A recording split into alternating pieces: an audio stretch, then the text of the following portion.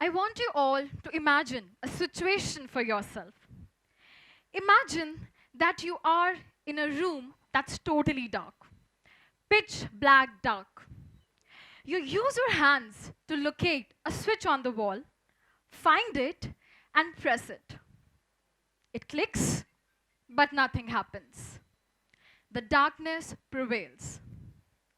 Moments later, you hear footsteps approaching towards you. You cannot see who that person is, obviously because of the darkness, but you can feel that now that person stands right in front of you.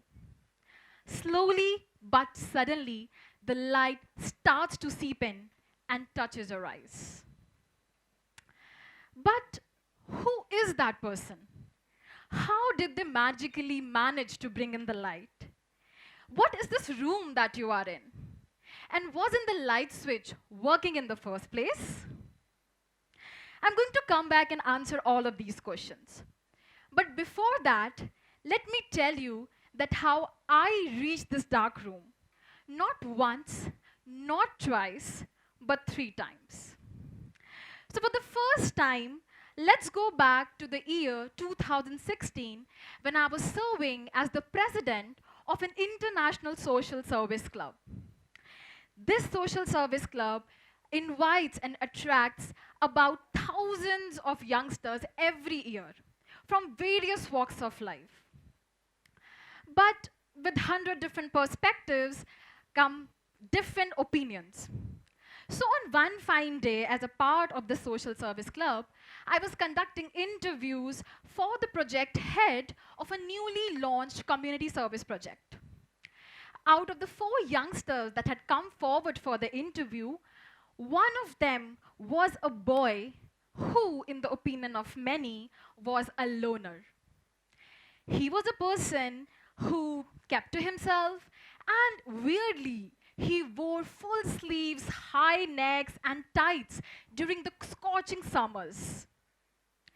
When he came forward for the interview, I already knew my answer.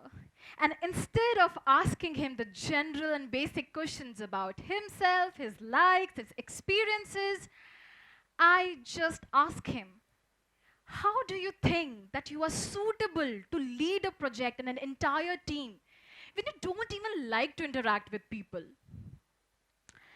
He thought for 10 long seconds, looked me into the eyes, rolled up the sleeve from one of his arms, and said, I love interacting with people. I love serving. But here, my acquaintances and colleagues believe that my skin disorder is transferable by touch. Sure enough, when the boy had rolled up the sleeve and bared his arms, I could see that he had vitiligo, which is a common depigmenting skin disorder. The boy continued to tell me that how he had ultimately befriended animals, how he had to cover his entire body so that he could avoid long glances from people, and how he had accepted the fact that people are not going to accept him the way he is. Well, let's take a pause here and go forward to 3 years, that is in the year 2019, when I faced a similar situation, but this time inside my classroom. Now, I teach in a university which is very diverse. It attracts multiple students from various cultures and geographical locations for higher education. On one fine day, while I was teaching in my class, I distributed questionnaires among the students as a part of a research-based assignment. One of the questions in the questionnaire was about gender. And as you would have seen, gender in many questionnaires has 3 options: male, female, and others. One of my students, I noticed, had selected the option of others and written something in the blank that was provided in the space. But then they had ferociously cut off the word and selected female box instead. Fortunately for me, I had been part of a district-wide project on gender and sex education, and I knew about the LGBTQ plus community. And therefore, I could read the word which was cut out. The word was queer. Any one of you has heard of this term before? Queer? All right, none of you. So queer is a term which refers to all the people who have non-binary identities or gender fluid identities. Identities which fall outside the strictly male or strictly female categories that the society has created for us. Now, 1 week after this incident, I conducted a class discussion on the topic of LGBTQ+, and that student was one of the most active participants in the class. When I asked that student that how do you know so much about this particular community, they went blank. Sensing the uneasiness, I wrapped up the class and was about to leave when the student suddenly got up and said, "Ma'am, I'm a queer myself." The class went absolutely silent, just like you all are in the hall. They all turned towards the student. My student further continued, "I have been teased as a teenager throughout my life by my schoolmates, my friends, my relatives, my neighbors because of my identity as a queer. And therefore, when I entered college, I decided I'm going to recognize myself as a female beyond my expectations. And therefore, I have been pretending all along. But today, since all of you now know about the LGBTQ plus community, I make one more attempt to tell you about myself and ask you to accept the way I am. While this sinks in, let's change tracks again and move from my classroom of 2019 to the city of Pokhara in Nepal. Now, Pokhara is a beautiful city in the state of Nepal, and I happened to visit the city solo to explore it just before the COVID-induced lockdown. While going across the streets of Pokhara along the lakeside, I came across a cafe which had something of this sort written on it. "Today's special, a dwarf with a long jump." Now, when I saw that board, I was intrigued. An image came to my mind about a dwarf actually practicing long jump. And I thought to myself, what is this? Is this kind of a special dish? Is this a kind of a movie that they're screening?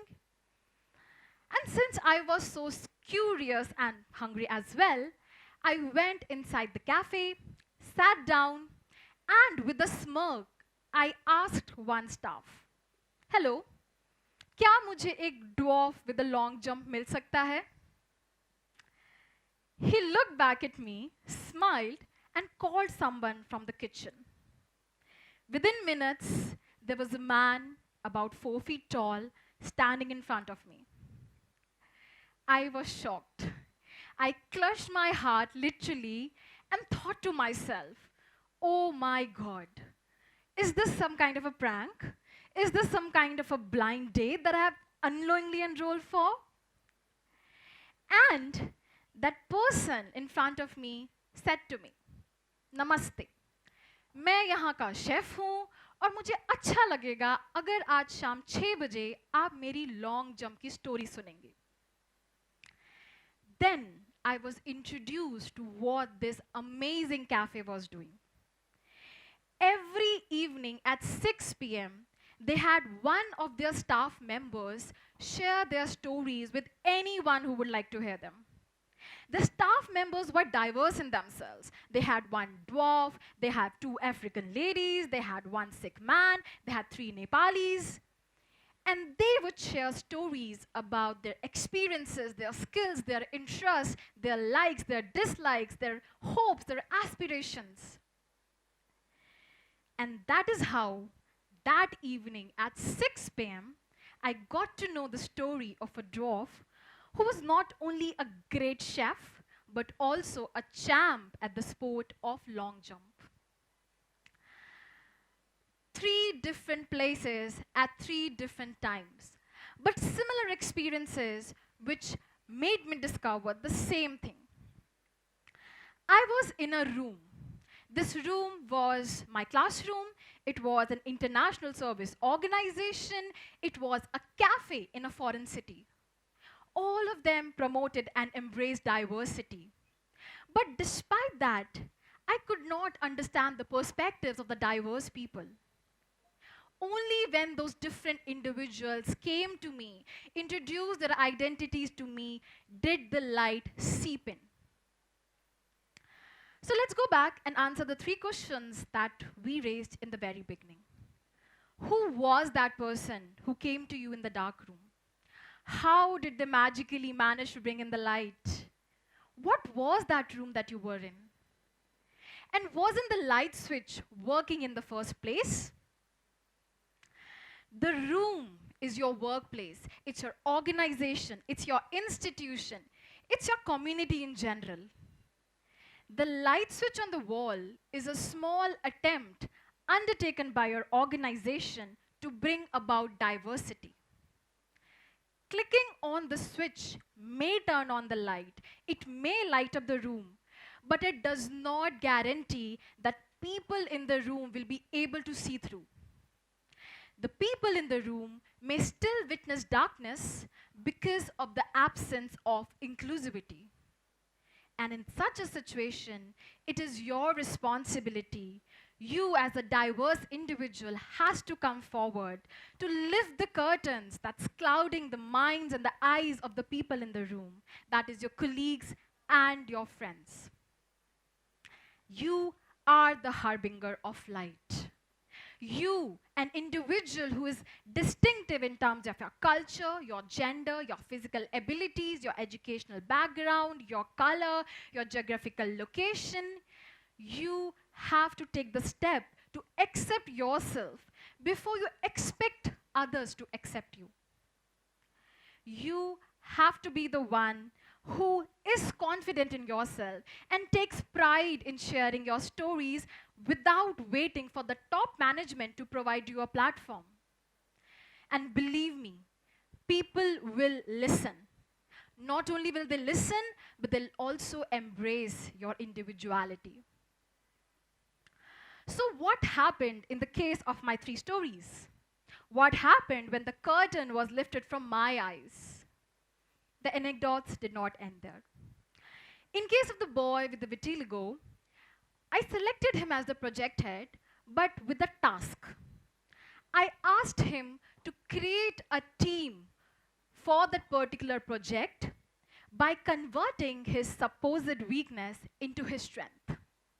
The boy got up, went to a nearby canteen, rolled up his sleeve once again, extended his hands to a group of people sitting at a table, and said, "Hi, I'm Rohit. I have a skin disorder, but don't worry, it's not contagious. If you don't mind, can I share the table with you?" In 1 week, we had a team of 9 people who were now part of the project, all of them being Rohit's friends now. As far as my queer student is concerned, their courage further encouraged 3 students from the university to come out of their cocoons and share their gender identities with the world. My class erupted with lots of claps and cheers from my student. And today, they all are part of the Pride movement, proudly promoting their culture and the LGBTQ+ community among the other youngsters. As far as the cafe in Pokhara is concerned, they are planning to open up one more branch of the cafe in another city of Nepal with the same culture of embracing diversity, inviting people of multiple identities to the cafe and sharing their stories with the same confidence and fervor. You see, diversity is important. the importance of diversity, in fact, has been imprinted in our minds, like the fact that mitochondria is the powerhouse of the cell. So, diversity can be mandated because it's important, but inclusivity has to be cultivated. It has to come from within and from everyone who's part of that organization, cafe, classroom, community, or friends group of circles. Both diversity and inclusivity are equally important. Therefore, it is important to shift our focus and look at inclusivity from a new angle. This involves an individual perspective rather than an organizational perspective. If your organization promotes diversity but lacks inclusivity, you have to take the step forward. You might feel lost in the sea of like-minded, similar-looking, similar personality people. But remember, unless you speak, you may not be heard. Unless you act, you may not be noticed. Unless you say, again, nobody is going to hear you out. Unless you ask, nobody is going to answer you. And sometimes, unless you are lost, you may not be found. So take the control of getting found in your hands by embracing and accepting yourself, being proud of what you can bring to the table, and finally, by being the one who lifts off the curtain and brings out the much needed light to the eyes of the beholder. Thank you.